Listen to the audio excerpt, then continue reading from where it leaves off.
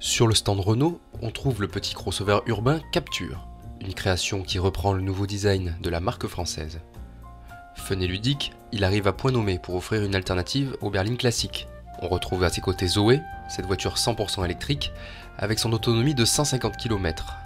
Côté monospace, le Scénic X-Mode offre une garde au sol plus importante, de gros bas de caisse, des boucliers avant et arrière nouveaux, tout en conservant 2 roues motrices. Enfin, un espace sportif était dédié à la Clio RS.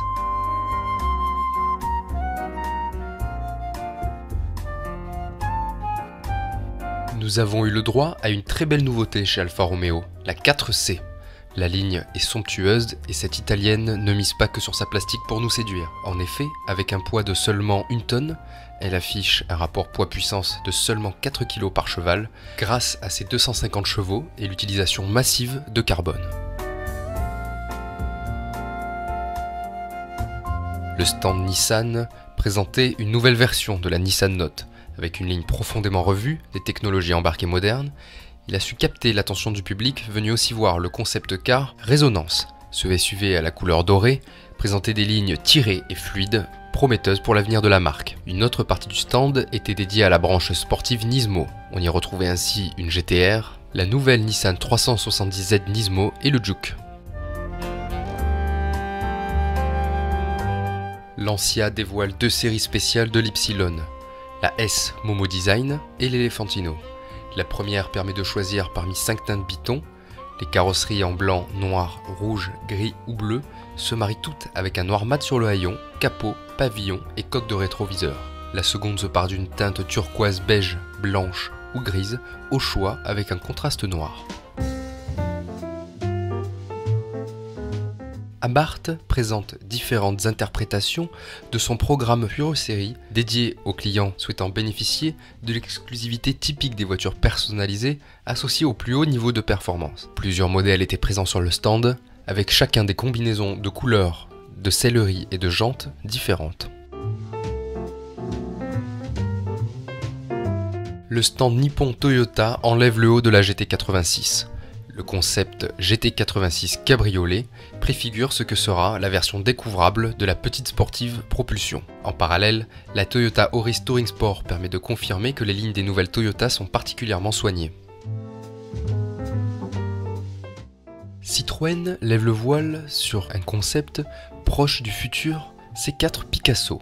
Avec son design novateur, ce Technospace abandonne le moyeu fixe et arbore une planche de bord qui fait la part belle aux technologies modernes. À côté du Picasso se trouvait la C3 Hybrid R qui annonce des consommations incroyables de 2,9 litres au 100 km.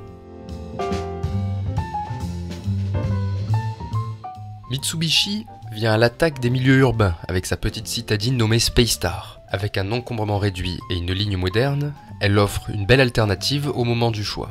En sa compagnie, nous avons découvert 2 concepts, le GR HEV, un pick-up hybride électrique combinant un moteur diesel écologique et des moteurs électriques, et le concept CA IMEV.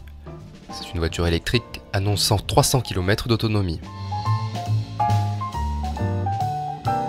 Chez Fiat, la petite citadine est à l'honneur avec la 500 électrique et la 500S.